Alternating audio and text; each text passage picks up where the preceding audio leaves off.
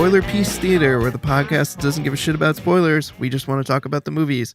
My name is Evan Crean. My pronouns are he, him. I am co-chair of the Boston Online Film Critics Association, co-author of your 80s Movie Guide to Better Living, and co-host of the It's the Pictures podcast. My name is Megan Kearns. My pronouns are she, her.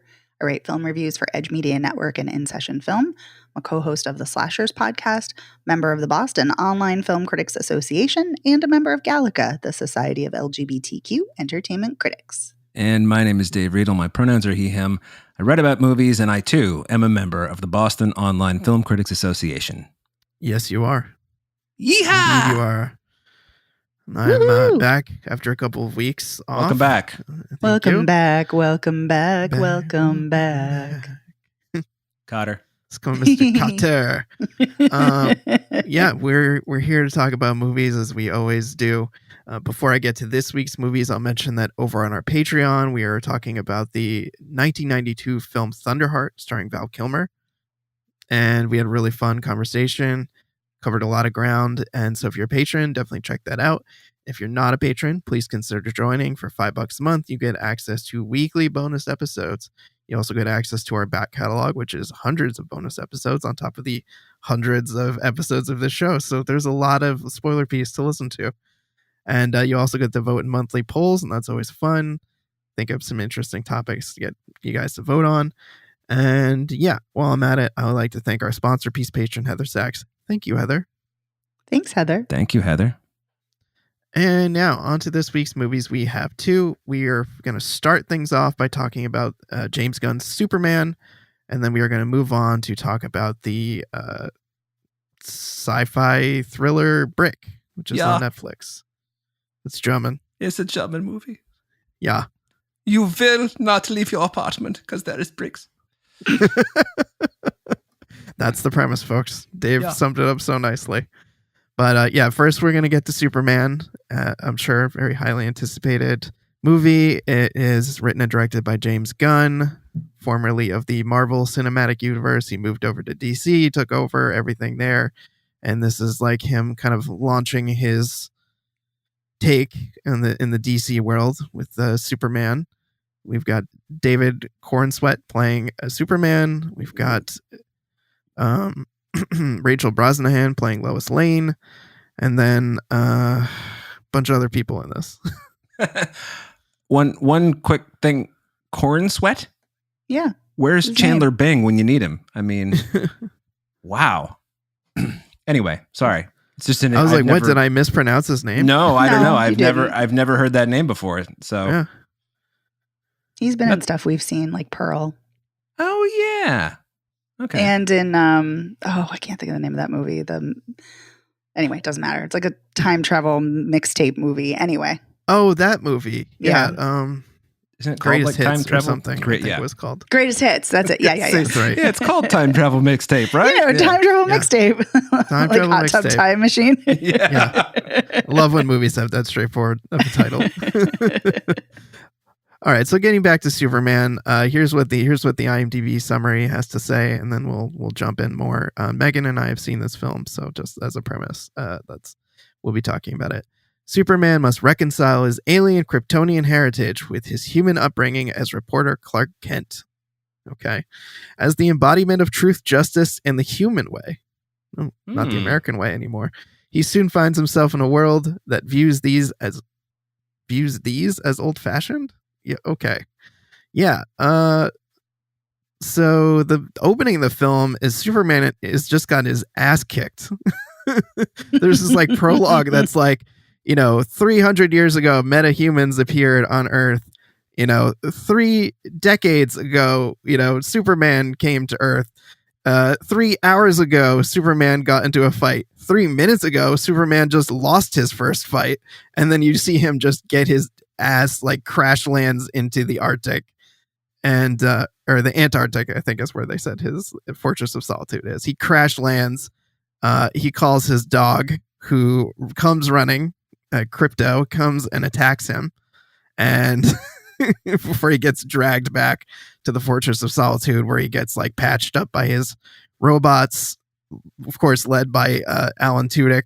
Of course, Alan Tudyk's voicing a robot in this movie. And then he's like back off and running to fight this warrior. What is it called? The Hammer of Balrovia or whatever. Baravia, something like Baravia. that. Yeah, the Hammer of Baravia. There's fictional countries in this movie that are at war. Like one is trying to conquer the other, and so that's like a plot point. And this Hammer of Baravia or whatever he's called is also known as Ultraman, and he's of course being commanded by Lex Luthor, who hates Superman and everything he stands for, and also just hates him because he's an alien, hates him because he can't, control him, hates him because he's envious of how much people love him. There's many reasons why he hates Superman. And yeah, he's trying to take out Superman in any way, shape, or form. So he's got Ultraman, he's got this other character named the Engineer, who is like these crazy bionic body parts and is like a cyborg. And he's trying to use them to like gather dirt. So they like sneak into the Fortress of Solitude and they find this recording that was left by Superman's parents. His father in this is played by Bradley Cooper in the recording. And they take the recording, they bring it back to everyone else, and they're like, oh, there's this like, we've had it translated by everybody, and like it basically says like, Earthlings are stupid. You should impregnate as many women as possible and like start a harem. And like everyone's like, holy shit. Yeah. Yeah, that's it. And they're like, everyone's like, holy shit, Superman's an asshole. Like we thought he was a nice guy, but like let's all hate him. And Lex Luthor kidnaps his dog, and Superman's like, oh no, my dog's been kidnapped. I better go like turn myself in because I want to get my dog back. And also like show people that I'm like not the guy that they think I am. He gets imprisoned in a alternate dimension for a little while, and then Lois Lane is looking for him. And then there's also this other group that is led by Nathan Fillion, who's playing Green Lantern, and he wants to call them the Justice Gang instead of the Justice League. It's Nathan Fillion, Isabel Merced, and what's the other actor's Eddie name? Gathegi.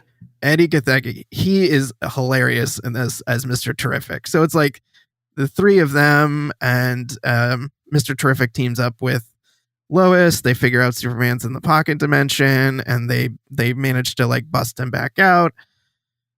What else is going on in this, Megan? I'm like losing the steam on this plot summary. I mean, I think you're pretty much getting. Yeah, so you bust out this like dimension, and then Lex Luthor is mad. The prison. Yeah, because there's the prison. Yeah. There's the guy who can change into different elements, and he changes into Krypton. So yeah, kryptonite. So yeah, he's like slowly killing Superman in the cell, but then his baby's being held hostage across the way, and Superman helps rescue his baby, and so then he fights with them. He wants to join the Justice Gang too. And let's see. So Superman. Oh, and Lois Lane and he are a romantic item. They've been dating 3 months, and she already knows that he's Superman. That's right. Yeah. Oh, in the beginning when it's like 333, one of the things is like 3 years ago, Superman like made himself known to the world and has been, being Superman for 3 years. So yeah, at this point, Lois knows who he is. They're in a full-on blown relationship. So it's not like an origin story at all, almost at all. There's like a period after he, gets his ass kicked again, and he goes back to the farm with his parents and rests up there. And then he has to go back to Metropolis because Lex Luthor is still using that like portal to the alternate world and is like tearing a hole in the fabric of this universe that's going to rip through Metropolis. So Superman has to go back for that. But at the same time, what's that? Baravia? I'm just totally. They're like ready to launch a full scale invasion of the neighboring country. And Superman off screen before the movie, he had stopped the invasion from happening. So that's like part of the movie is like people are like, oh, Superman like acted on behalf of the U.S. and like he's a loose cannon and like he shouldn't be allowed to go around and stop wars from happening and just like act, completely unchecked by anybody. So yeah, there's that hole being ripped in Metropolis, and then Superman has to fight Ultraman and it turns out Ultraman is actually a clone of Superman. Dun, And so he's dun, fighting dun. he's fighting a clone of himself. I mean, I guess it's not surprising because I had like read somewhere that Ultraman was in some way, shape, or form likely going to either be like Bizarro Superman from another world or a clone or something. So that was not like a big reveal for me. But also it was like, it wasn't if you were paying attention in the movie, because like you need Superman's DNA to open the Fortress of Solitude. And when they do Ultraman's Right. there, I'm like, okay, so he's Superman's DNA. So he's either Superman from an alternate world or a clone. Yeah, But I yeah. did not know because I didn't read anything in advance of this, and it was not a surprise. Yeah. It's treated like it's a huge reveal in the movie, Yes. but it's really not if you pay any attention to any Yeah. of the movie. So let's see. He defeats Ultraman, knocks him into a black hole. They manage to patch up Metropolis, like basically like zip it back up. That's the best way I can describe it, because it's like the tearing is like a zipper that's being unzipped, and they like zip it back up. And then let's see, Lex Luthor, everyone finds out that he's a scumbag. And Yeah. Well, Yeah. it's Nicholas Holt, right? It makes sense. yeah, everyone finds out that he's a sad, envious little man. And then he's arrested and taken away, and the movie's kind of like, okay, we're everything's all good now. Maybe Superman will be part of the Justice League, or the Justice League will take off. That seems to be like where it's kind of left at the end. And Lois, it gets her Superman interview, because that's like a plot point in the movie in the beginning, is that like Clark is always interviewing Superman as himself. And so he's like writing these like really generous pieces about Superman, and she's like, well, I would like to interview Superman, and he's like, fine. And then they get like they really get into a bad argument when he's like being interviewed by her as Superman, because she's actually grilling him and asking him hard questions. And so he gives her the interview, and they make out in midair, as you do when you're Superman. During the interview, they make out? That's not No, appropriate like for a he's like, I'll reporter. give you that interview now, and they like sneak off, and then they just make out. Ah, I see. Oh yeah, that's right. And then they uncovered all of this like corruption of Lex Luthor. That's right. And they exposed it in the Daily Planet. So Mhm. right, is that the Daily Planet? I wasn't Yes. mixing up with the Daily Bugle from Spider-Man. No, it's Daily Planet. You're right. Yeah. So they released the expose. That's how they figure out that Lex Luthor is a scumbag. Hmm. And I'm exhausted from this plot summary. So let's get to it, Megan. What did you think of this one? So I think it's enjoyable overall. I think there are things I liked. There are things that Mhm. didn't quite work so well for me. But I really, at its core, and this I did read about the movie. So, but this is not about a plot or anything like that. Superman's always been an immigration story. It's always been a story of a refugee. That's who Kal-El is. And so I love that James Gunn very much put that front and center, and very much is like, no, this is a movie about kindness. This is a movie about compassion and about immigration. And as it should be, because that's who Superman is. And so I love that. I like that David Corenswet is doing something different than Christopher Reeve, who is hands down the best Superman that ever was or ever will be, as far as I'm concerned. And I don't hate Henry Cavill by any means, but I do think that he was not necessarily the best Superman. But I think that this is something a little bit different. So I appreciate that. I love how colorful everything is. It's so vivid and so vibrant, and there's so many contrasting colors. It's so exciting. I'm so glad we've gotten away from like the doom and gloom gray of the Snyderverse. Like it looks like a comic book, and I appreciate that very, very much. I very much I love the inclusion of Krypto. I am a huge, huge fan of James Gunn's inclusion of animals, the way he did, especially in Guardians of the Galaxy 3, and the way he has Krypto here. And I love also, this is such a minor moment, but I think this is such a telling moment about who Superman is. One of the scenes where he's rescuing everyone in kind of this disaster moment, he rescues a squirrel, and it's does, so yeah. lovely. Yeah. And I'm like, that's who Superman is, and he doesn't want to hurt anybody. And when there's a kaiju who shows up, he's like, he doesn't want to hurt the kaiju, he doesn't want to kill him, he wants to send him to a zoo or something, like an intergalactic zoo. And whereas like Green Lantern just like kills him, or somebody, one of the Justice Gang does.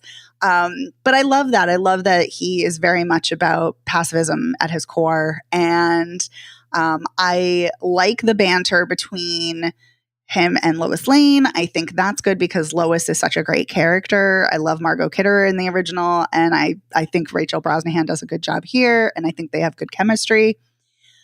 I love Eddie Gathegi. I think Eddie Gathegi is far and away the best part of this movie. I have always liked him. He's so good on The Blacklist, which is such a goofy show, but he was always great on that, and he's great in everything. So it's nice to see him in such a big budget film and really shine here. I also love Isabella Merced. I think she just oozes charisma, and she's great as Hawkgirl, even though she has a smaller role. She's still fantastic. So I can't wait to see her in more DC projects. There are a lot of things I like. I think there are some things that didn't quite work. Like, I think the pacing for me is uneven. Yep. I think the big misstep is, and I get what they're going for. I get that they're trying to make him like a tech bro incel who's abusive to women. But Nicholas Hoult, for me, is really the wrong choice as Lex Luthor. And I thought of you, Dave, because I know you don't like Nicholas Hoult. Yeah, he's the worst. Yeah, I don't dislike him. I think he has very specific talents, and I think he's good in very specific roles. And I don't think he can just do anything, unfortunately. And so he didn't work for me here. But I do like the direction that character goes in. Like, I like the kind of villain they make him be. So there are choices that I liked in this. There are things that didn't quite work as well for me. But yeah, it works. Some of the performances are great. The visuals are really good. Yeah. I like the weirdness. I think it's weird in good ways. And I like Crypto the dog. Well, I have nothing to add to that, except I had forgotten.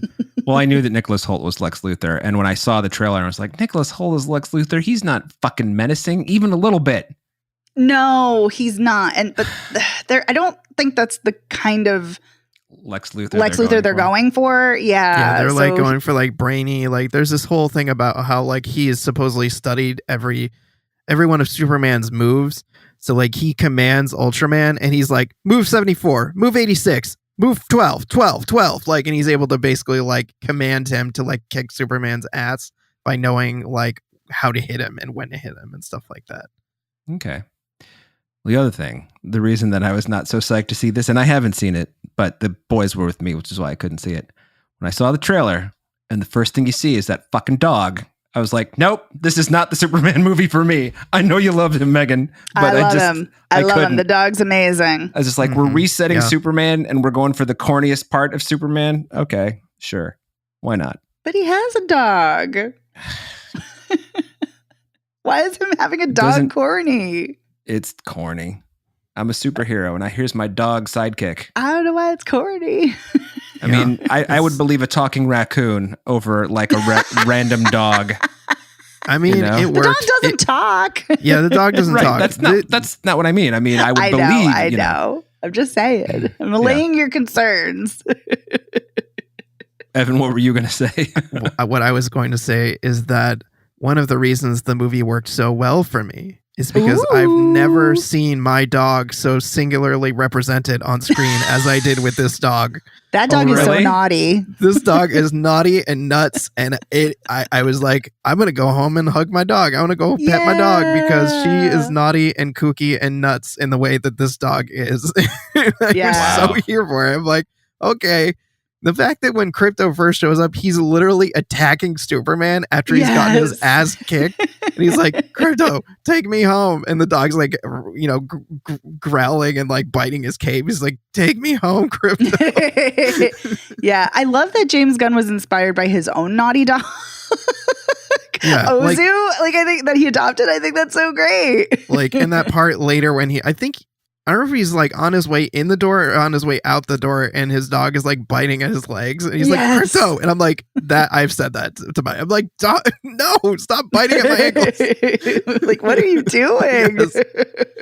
Yeah, I love my dog. So like, I very much enjoyed the dog in this movie, and wanted to go home and pet my dog and just be like, I love you, you kook. Right. But I'm with you on balance. I think this movie works. I very recently watched Superman and Superman 2, and I feel like, I guess I don't have the same reverence for the movies themselves that I think other people do, like especially the first Superman. I find them just kind of like bloated and boring, but I really do like Christopher Reeve as Superman. I think he's so really terrific, and he's so great as Clark Kent too, and he's so like bumbling and goofy, and I really love his portrayal of Superman. And I did like David Cornsweet in this. Like, I think he does a good Clark Kent and a good Superman. He can be like funny. He's got charisma. He's got, I guess what I would describe as kind of like an earlier career Brendan Fraser kind of like energy going on, like points that I really appreciate about him. And so I really liked him as Superman. So he worked for me as Superman. I thought that I always really liked Rachel Brosnahan. I thought she worked well as Lois Lane. You guys both know I don't like Nicholas Hoult either, and I thought he was all right in this. I actually kind of worked for me as the like angry, envious, sad incel. It's pathetic incel who's like totally aware that he's running on envy. Like there's like that part later. He's like, don't you think I know that I'm just like angry all the time and I'm envious and that's entirely my problem? So, and I feel like that part of the movie got kind of corny though, when Superman's like being like wearing his heart on his sleeve and like giving that whole like monologue about like, I'm human too and I'm imperfect and I make mistakes, but I'm like doing it. I'm out there. Like that part to me felt super corny. So that was corny. Yeah. It feels long. It feels kind of overstuffed with things going on. It's not well paced. I did like Nathan Fillion and Isabel Merced and Eddie Gathegi. I think they were all just amazing every time they're in the movie and added a lot to it. I liked the comedy. I loved the color like you. I liked that we took time to be a comic book movie, like the slow-mo zoom in on the S on Superman's chest, or he punches someone through a helmet and knocks all of their teeth out in like a slow motion punch. Like rescuing that kid, rescuing the squirrel. Like you said, there's the point where Lois and Mr. Terrific are working together and he throws her in that force field and just dismantles an entire army outside around her while she's just watching in awe. Like those kinds of moments I think really work. And it is such a palate cleanser from the dark, dreary DC universe of Zack Snyder and company. And like that, I think we're heading in the right direction, even if this movie is kind of trying to do too much and trying to, is a little bit all over the place. I think it's more what a Superman movie should be. And so I dug that about it. I'm just trying to think if there's anything else like that I'm like forgetting that I really wanted to say, but it's on balance. I think it works. It was entertaining, and even if it was a little long and not well paced, there's still enough fun here to be had, which is why you want to go see a superhero movie in the first place. You want to have fun generally. Like, yeah, we have dark superhero movies, we have dark characters, but not Superman. Like Superman should be fun. It should be a fun movie.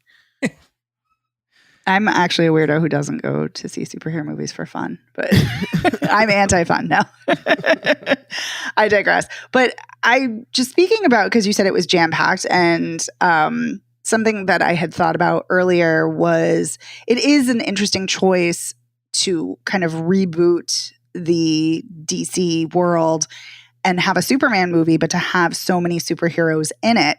And I actually really like that choice because it really highlights that even though Superman is special, he's not the sole hero, and that it takes a community and it takes people coming together to build a better world and to protect the world. And I really like that. And so I appreciate that there are so many superheroes in this movie. And I really liked that element, even if it is kind of, makes a lot, like I feel like a lot is happening. Yeah. I mean, one of my favorite moments is when, Superman steps back into his apartment and Lois is there and there's that giant squid monster thing in the background that the other characters are fighting out the window. And they're just fighting that in the background. And it's going on for a while to like comic effect. Like they're fighting it so long. He's not making any comment. And then she's kind of like, hey, do you need to like go deal with that? And he's like, no, they got it under control. No, that was a great scene. Yeah. It's moments like that I feel like James Gunn really brings his sensibilities as a writer, director, and his like sense of comedy that really does work. Some of the things that did work about the Guardians of the Galaxy movies, he's able to bring to this world. So I'm definitely interested to see what else he has going on. And, I'm sorry. I was going to say another scene that, because you're talking about the conversation between Lois and Clark, and I wish we'd gotten to see him more as Clark, because I really like Clark Kent. But something I did really appreciate is when he does go back home to see his parents, the conversation with his father, played by Pruitt Taylor Vance, that's a really great moment. I was surprised at how moved I was by that speech when he's talking about kind of, how his parents are not who his biological parents are not who he thought they were. And he says, he's like, it's a parent's job to give you the tools and not tell you what to do, which is great. But then I also love that he says, I think you held on to the message you wanted it to be about helping people, about helping humanity and being there for people and being kind. And he's like, that's the part that really matters, not what they actually said. And I really love that. Yeah, that was a great scene. I also found myself moved by that conversation. And I feel like in other versions of Superman, they pick kind of like high profile actors to play like his parents. And I like that they like went for more like the character actor route, made them more like actually like salt of the earth kind of people. It felt like it made much more sense and it felt more realistic for the kind of people that would like a down home kind of like family that would have raised him in a very like rural area. Right. Not that I'm mad that there's hot people on screen, but I feel like his parents have been really hot for a long time. And it's kind of nice to see some people who, are just kind of regular looking people. Yeah, exactly. So yeah, but it's a great scene. It is. Yep. Yeah. And I think then the only other thing I would add is that it's cool to see a Jewish actor playing Superman, especially because his creators were Jewish. And so it's like really awesome to see a Jewish actor play Superman. So that's a big deal. Absolutely. I'm glad you said that. Yeah. But I think that's all I have to say about Superman. I think it's definitely, I think it's worth seeing. It's a bit of a mixed bag, like you said, but overall, I think it works. Agreed. Shall we move on then to Brick? Sure. Yeah. All right. She's a brick and I'm drowning slowly. Sorry, that's what I think of when I hear Brick. When we were talking about Thunderheart on the Patreon episode, I forgot to sing Thunderheart to the theme from Thundercats. Oh, no. Dave. I know. That would have been amazing. Yeah. Left that one on the cutting room floor. Yeah. I mean, you can always just break into Thundercats singing. Thunder, thunder, thunder, Thunderheart. Thank you.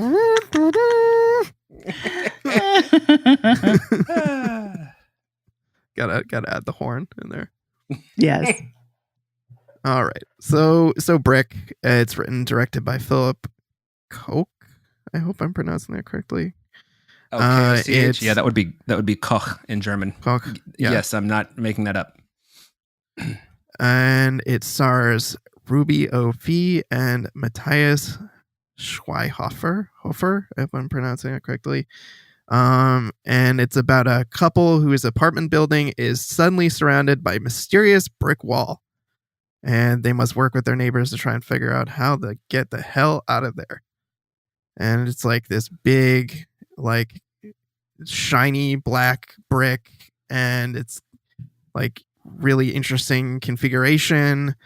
The opening of the film is that they've undergone some trauma in their relationship. They were going to have a child. They lost the child, and they're both just depressed, stuck. She is actually ready to just up and leave. She's quit her job. They have this like camper, and she's like, let's just hit the road. Let's start fresh. Let's get the fuck out of here. And he's like, oh, I can't. I'm working on this video game, and I can't just like leave. And so she's like ready to leave him. She has her bags packed, and she's literally about to open the door to leave him, and opens the door and finds this brick wall there.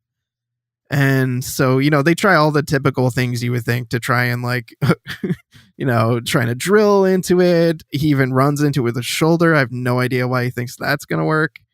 They figure out it's magnetic, and then they hear their neighbors screaming. They drill a hole in the wall, and it's like this couple. I think they're just boyfriend, girlfriend. But they've been like doing drugs, and they're kind of like out of their mind on drugs, but they're also like, what the fuck's happening? So they go in there and try and help them.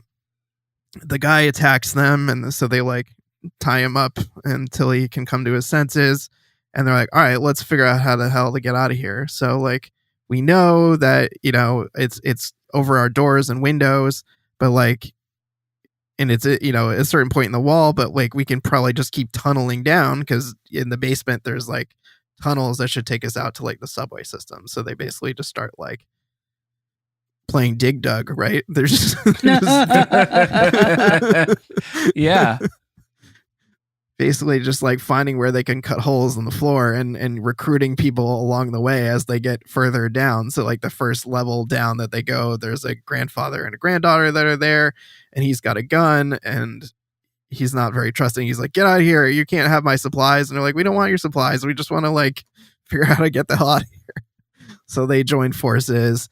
The guy who is the landlord, they find out that he put like cameras everywhere all over this building, and they think that like he's got something to do with what's happening. So they like tunnel into his place, and he's dead with no hands. Like he like bled out and has no hands. Presumably they were like chopped off in the brick wall.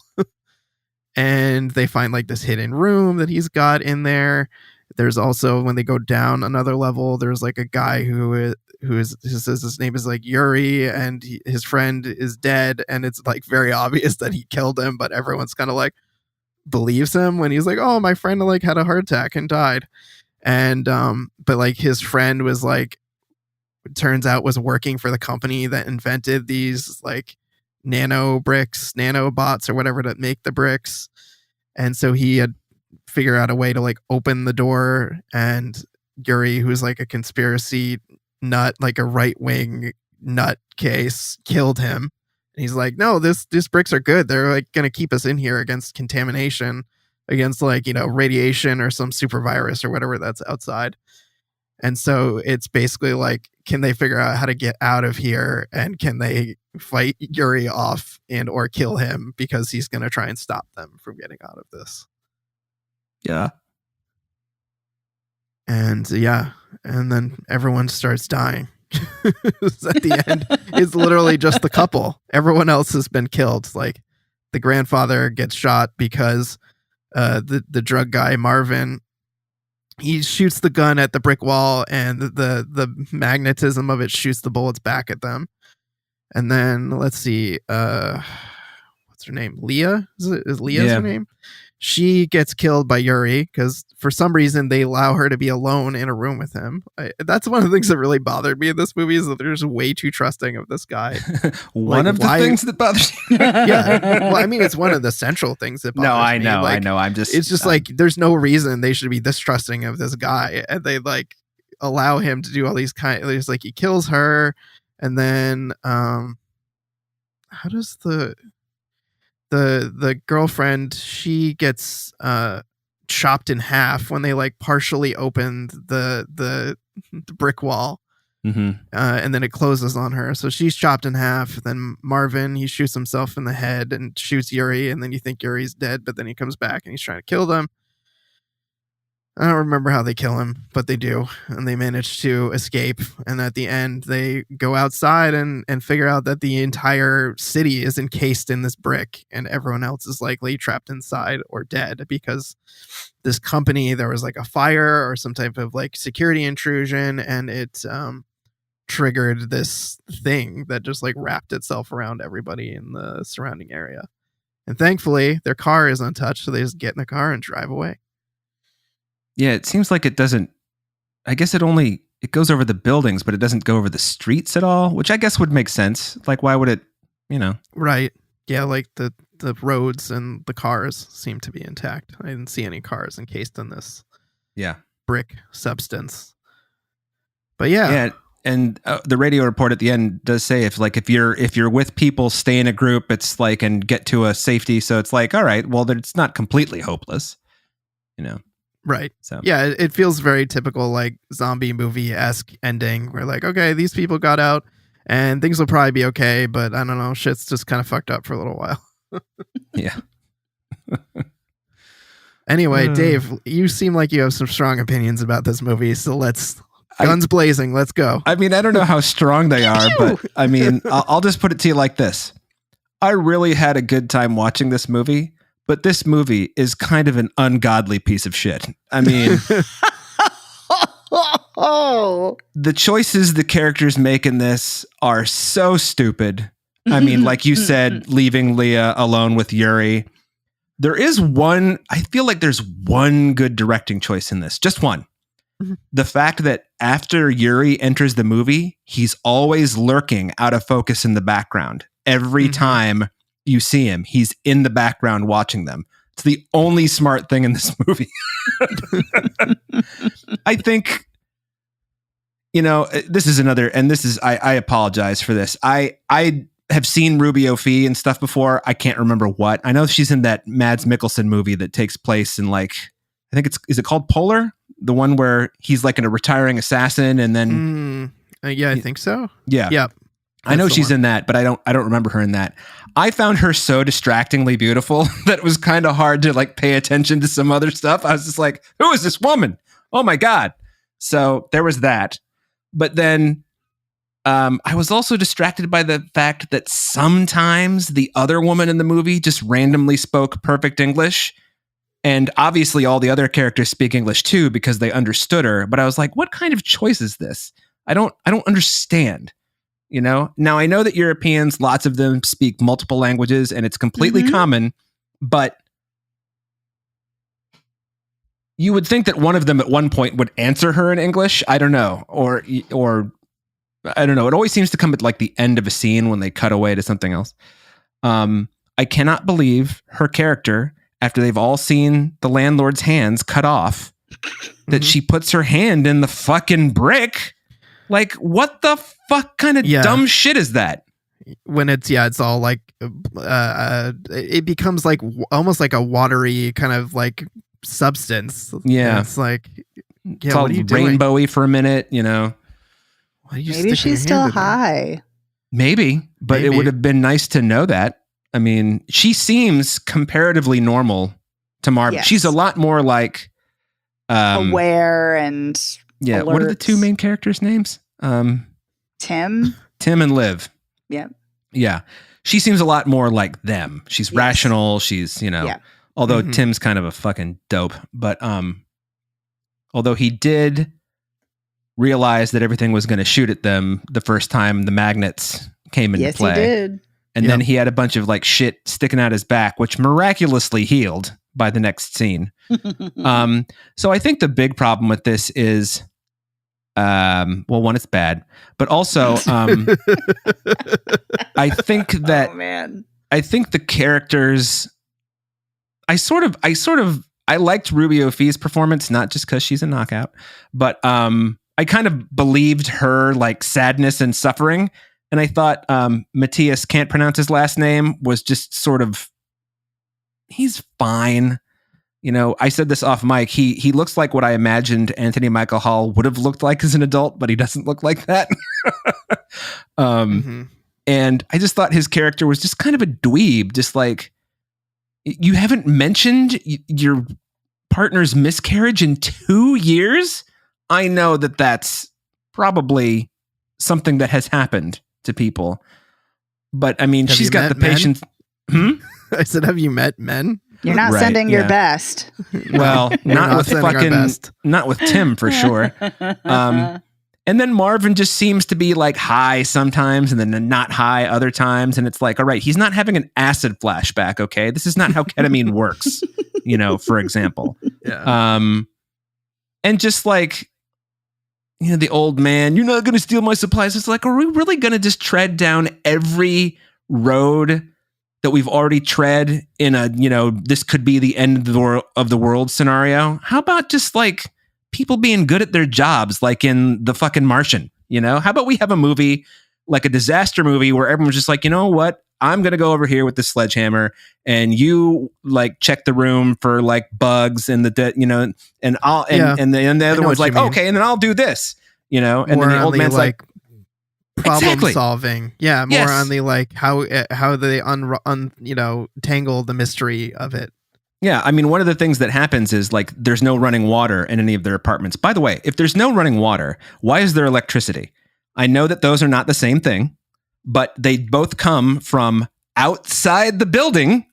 And we know that the brick can go beneath the surface of the building because when they're in the basement and they unlock that door, the brick is there. Yep. So, okay, maybe the building has an heretofore unmentioned, what do you call that? Yeah, I was going to say, exactly. it might have generator. Generator, never mentioned. Who knows? Yeah, so I just felt like this goes over a lot of ground. I did like the architecture I liked that each apartment had a very specific production design that was different from all the other apartments. That I liked. But I really found this, I mean, it was short, thankfully, and I was kind of like laughing at how dumb it is, which is part of the reason I had fun. I mean, it's just like the fact that fucking Tim or Marvin, I don't remember, I think it's Tim, goes over to Yuri's bag and opens it and just finds, you know, conspiracy theory literature like right there and underlined with like the word apocalypse written. I mean, Jesus Christ. Yeah, it's like a book about World War III and U.S. fighting China in World War III or something like that.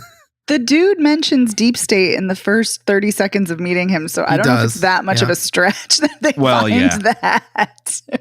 Not at all. I don't. There's just no good reason why you should trust this guy from the jump. He's immediately suspect. Like none of his shit makes any sense. And also, he's enormous. He's like 6.5 feet tall, ripped, clearly, you know, and you would think that you would just, you know, good on you for being a better person than I would be, but just take Grandpa's sidearm and just put it in the back of his fucking head and take him out. What good is that guy doing you? Well, they think that he knows the way out. Yeah, I guess I don't know why they think that, but yeah, because he's in the basement apartment, I guess. I don't know. Right, but he's unhinged, so right. He's so clearly unhinged. I mean, it's just like look at how he's dressed. He's got the beautiful sweater. He's got the salt and pepper hair slicked back. He speaks very quietly. He says Deep State in the first 30 seconds. Yeah, this guy's bad news. He's not like a video game programmer, or I can't remember. I think Liv is an architect or something like that. Yes, she is. Yeah. So this guy's bad news. So anyway, this movie is terrible, but it's so much fun. So, I mean, if this were a little bit worse, I feel like this would become a cult classic, but it's not quite bad enough for people to be like, you know what we're going to do tonight? We're going to fucking watch Brick. And everyone be like, yeah, it's not going to be like that. It'd be like, we're going to watch Brick. And they'll be like, really? That's what it would be like. So that's how I felt. Okay. What about you, Megan?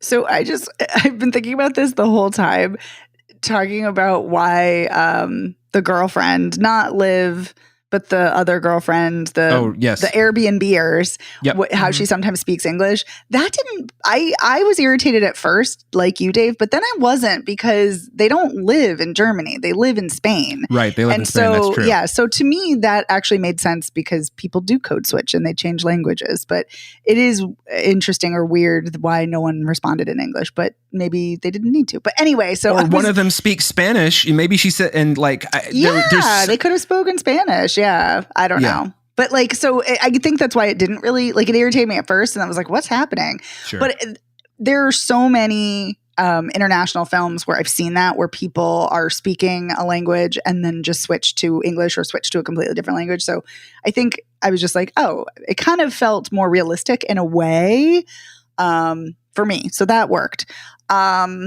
I, like you, Dave, was very irritated. Well, you were not. You had a fun time. But I was very irritated at a lot of the dumb choices. I was like, what the fuck are you people doing? I know. And I wasn't actually so annoyed at Grandpa, because having gone through a natural disaster of, a pandemic and people acting stupid and running out of toilet paper and shit like that, I was like, maybe his reaction, while it seems absurd and over the top, maybe it's not that crazy. So, but yeah, I will say I thought I had this figured out in the first 8 minutes, and I was highly annoyed, and I did not. So I'm glad that it subverted my expectations, because I thought it was going to be like that terrible movie with Matthew McConaughey and Anne Hathaway where they're in a video game. Oh, wow. Oh, that fucking movie? Yes. Oh my God. That movie was unreal. Insane. Yeah. So that's what I thought it was going to be, because he's a programmer and like they're dealing with grief, the loss of their child. So I was like, thought so too. Maybe. Yeah. So I'm like, gonna be. oh my God. So thank God it wasn't that. I will say that. So yeah, I did not have this figured out, so I liked that. But the dumb choices really perplexed me. And why did they leave Leah alone? And why did they leave her with that creepy guy? Like, it makes no sense. Yeah. I did not like this at first. I found myself very bored very early on. Like, I was really dragging. But I will say, as the movie goes on, I got more invested and more interested. I think it becomes more tense. Like, when is it Marvin? Yeah, the other Airbnb-er, when he's looking for Leah and he can't find, or no, Marvin's the unhinged guy. When the other Airbnb guy is looking for the Red State guy and Leah and can't find them, that is really tense. And I think the cinematography is well done there, and the editing. So I liked that. I think for me, though, I didn't really care about the characters. I wish they had been a little more well written, a little more fleshed out, more fully developed. I wish the dialogue had been more captivating, and I wish the characters had made some smarter choices. But I think it's kind of an interesting concept. So it's a very interesting concept. Yeah. I think that's part of the reason I think it's so bad. Yeah. I mean, it is a really good idea, I think. Yeah. The characters make really irritating choices. And to your point, Dave, they revisit a lot of the same tired apocalyptic tropes of how people might act. I found myself engaged with this. I thought it was overall well-paced and interesting in playing with the space effectively. Like you said, Dave, the art direction, very specific in everybody's apartments. Very interesting. Yeah, I liked that. I liked seeing them tunneling between the floors, and even seeing things like the one floor, they're like pulling like what looks like dirt out of the floor, and like another floor there's like straw, and it's just like, yeah, people made buildings out of weird shit. Yeah, they did. Once upon a time. Yeah. So I liked that. I liked when they were into the problem solving, when they were getting toward the end. I thought this movie was pretty brave in killing off everybody but the main two characters. I was not expecting them to kill everybody else off and have them be the last two standing. So that was interesting and enjoyable to me that they went there. Like, okay, everyone else is dead. It's just back to these two. So, but yeah, very predictable in places, frustratingly so. Yeah. But I don't know. I can't explain it to you. Weirdly watchable. Yeah. Had a fucking blast. I was like, I was like, this is just, I was like watching it, like, there's no reason I should be enjoying this, but because it's the dumbest thing I've ever seen. But it is a joy to watch. Yeah. So I don't know. If I were going to rate this on like Letterboxd, I would probably only give it like 1.5 stars. But with the caveat, you know, like if you like dog shit, this is your movie, you know? So that's not the kindest way I could put it. I mean, obviously the people who made this know how to make movies. You know, Yes. it looks good. Yep. The editing's pretty good, even though the pacing I thought was a little jarring in places. But there's like, aside from like the dumb choices the characters make, there's just like some real logic gaps. Like, how did the landlord get his hands cut off in the brick wall? Was he like, did he have his hands in the doorway when the wall formed? There's no implication that he would have any know-how in how to get that door or the Open. brick thing undone like Tim Right. and Liv do, you know? So there's just things like that. It's like, what's going on here? I don't, So Yeah, I agree. It doesn't all add up, but it was fun watching him like basically put together a phone and download an app and then use the app on the phone to try and unlock the door. I thought that whole part was really fun. yeah. And I liked how they were like, oh, it's got a sequence. And that was smart. It's like, it's got a sequence. We know that our landlord's a creep and that he recorded this. So let's go watch the flashes. Yeah. That was great. But then it's undone by dumb, what's her face? I was going to say YouTuber, but that Airbnb-er, like sticking her hand in the door. I mean, Yeah. good Lord. I would not stick any part of my body in No. that. I would like take like a broom or something. Take a Yes, broom that's what I was handle. gonna say. Exactly. Yes. Yeah. Put a Do it spoon like in, on the like a old wooden Matt spoon. Houston Yes, a episode handle. where they Yes. thought the doors were electronic. Yes. Absolutely. Ooh, it's a weird material. Let me stick my hand in there. I might as well stick my I face know. in there too. Like Yeah. what? Like and then when quickly she's like half of her body is like, how did that happen? Just sucked her in. Right? yeah. Maybe if she had gone through, she would have like gotten to the other side instead of Maybe. them trying to pull on her. That's Who what I was knows? thinking. I was like, why doesn't she just go through at that point? Yeah. Just like run through. Yeah. Don't know what they were thinking. A lot of No. moments like that in this movie. It's a Although- frustrating thing. Although I know it's a movie, but in real life, people do panic and make dumb choices. So Absolutely. Yes, but they she do. was not panicked there. She was kind of psyched. that's true. She was. You know, she's like, "Oh, it's "Ooh, cool. what's this?" It's kind of warm and tingly." It's Yeah. like, yeah, pull your hand out of that right fucking now. Yeah, what the fuck are you doing? Let me put my hand in this weird material. Yeah, I just exactly, Evan. When you said broomstick, that was exactly what I was thinking. Use a fucking broom, Yeah, turn it not your around to stick body. end. Yeah, Yep. organic material. No. Ridiculous. Yeah. Mm-hmm. So anyway, that's how I feel about Brick. Yeah. I was like the skeleton emoji when that girl made the comment about the Matrix being 100 years old. I was Oh my God. Oh boy. Wow. Yeah. The Because youngins. to younger generations, anything older than 20 years old is ancient when I it know. comes Well, to movies. We were just talking off mic about like the movies we're going to see next week. Mhm. And we were like, wait, I Know What You Did Last Summer came out in 1997. Oh my God. yeah. So- Yeah.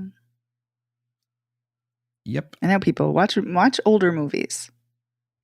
Yeah. And by older, I don't just mean from the 90s. Right. Hey, that's all those YouTube reaction channels I watch are all about that. They're like, yeah, we've never seen Saving Private Ryan. I'm like, you've never seen Saving Private Ryan? Okay. Yep. Anyway. Gotta watch it for the first time sometime. Mhm. Yes. I did feel like the scene where she was pulling the metal shards out of his back and patching him up, very reminiscent of Terminator 2. Yes. Yeah, you know what? You're right. I didn't think about that, but yeah. Mm-hmm. I think that's why it is mentioning or going through every single trope is because it is paying homage to every single, like, either post-apocalyptic or sci-fi film. Or not every, but a lot of them. I could be on board with that if it was a little more winky about the idea that it was doing that. Oh, see, I don't want Winky. I don't want it to be cutesy. What was the Pixar movie we just saw, Megan? Where they Elio? did Elio. Where the clone did the thumbs up Terminator thing. You Yep, don't want it the winky T2. like that? No, that's Elio. That's fine. Okay. It's a Pixar movie. That's I'm cute. clarifying. Pixar, Yes. winky okay. Pixar Winky German okay. thriller not okay. No. Yeah, because it's Pixar. Because it also is really sad. If you mix the sad with it, Winky's okay. Okay. Although there is a miscarriage in this movie, so Yeah. there is trauma here too. So Yes. Yes, there is. so maybe you need some Winky. Maybe. Mhm. Or we'll just have like one character, snorting crystal meth and then Oh my god! not be high instantly. And then sometimes high, and then sometimes not. Yeah. It's like I said, that's not how those drugs work. If he were having acid flashbacks, I'd be all on board. But anyway. All right. Any parting thoughts on Brick? We said 9. all we need to say. Yeah. Okay. So to recap, Megan, would you recommend Superman? Sure. I'd say I think it's definitely worth watching. It's on balance good enough. There's fun to be had. Sounds like Dave, you would not recommend Brick I mean, I don't know. unless you like dog shit. Apparently, Yeah. I mean, if My you're, God, what a tagline! if you're into movies that you're watching it, and you're going like, I don't have any idea why these people are fucking doing this, then this is the movie for you.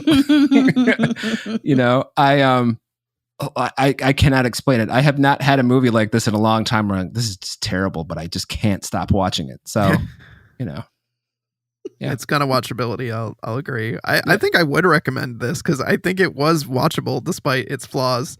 And there's honestly way worse ways to spend an hour and 40 minutes. Absolutely. Absolutely. Megan, I see you're kind of nodding along. Do you agree? Oh, yeah, this is fine. Yeah, it's okay. It's all right. Yeah, it's all right. Yeah. I thought for sure one of you was just going to hate this also. I didn't hate it though. So I thought one of you would be like, yeah, it is the turd. Fuck this movie. I mean, it's great, but whatever. It's great, but it's shit. Yeah.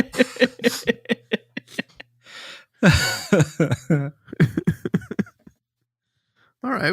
Well, this is a fun conversation about both these movies. So that wraps up another episode of Spoiler Piece Theater. Let's see why am I free? It's been a couple weeks since I've done this, listeners. So let's see. What do I even say at the end of an episode? Do you want me to take over? Just throw me a lifeline. Okay. If you want to watch Spoiler Piece, you can get it anywhere you get podcasts. Thank you. Oh, and I want to say thank you to our editor, Otto Claimer. Otto, thank you for making us sound so great week after week. Thank you, Thanks, Otto. Otto. You can find us at our website, spoilerpiece.com. We're on social media at spoilerpiece. Are we still on Twitter? Yes. X? Mhm. Yes, we're Yep. on Twitter. We're on Instagram. We're on Threads and Blue Sky also. Facebook. And Facebook, that's true. If you want to get in touch with us, you can send us an email, spoilerpiece@gmail.com, or you can give us a call. At 862-21-PEACE. And yeah, we'd love to hear your thoughts on Superman or Brick or any other movie you've seen recently and you want to chat about, or basically just anything you want to chat about. You can just drop us a line. And if you like the show, please rate and review us by going to ratethispodcast.com/spoilerpiece, and that'll take you to your platform of choice. We really appreciate that. It gives us some cred in the podcast world. But if you really, really like the show, please consider joining our Patreon. As I mentioned at the top of the show, we talked about the 1992 Val Kilmer film Thunderheart on this week's bonus episode. And as I mentioned, $5 a month, you get weekly access to bonus episodes. We have hundreds of bonus episodes you can unlock with that. You can also vote in monthly polls. So, yeah, that brings us to the end. My name is Evan Crean. I am co-chair of the Boston Online Film Critics Association, co-author of Your 80s Movie Guide to Better Living, and co-host of the It's the Pictures podcast, and soon to be making a guest appearance on our friend Jason Binge Movies podcast, so look out for that. And yeah, you can follow me on social media as Real Recon, and that's real as in film reel. My name is Megan Kearns. I write for Edge Media Network and In Session Film.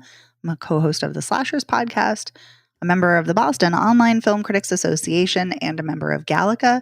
You can follow me on Blue Sky and Twitter at OpinionS World, or on Instagram and Letterboxd at The OpinionS. And my name is Dave Riedel. I write about movies. I'm a member of the Boston Online Film Critics Association, and I'm all over the social medias except for Twitter as Dave Sees Movies, and I'm Blue Sky David Riedel. Yes, you are. Yes. And we'll see you next week. Thanks. Bye. Thanks. Bye.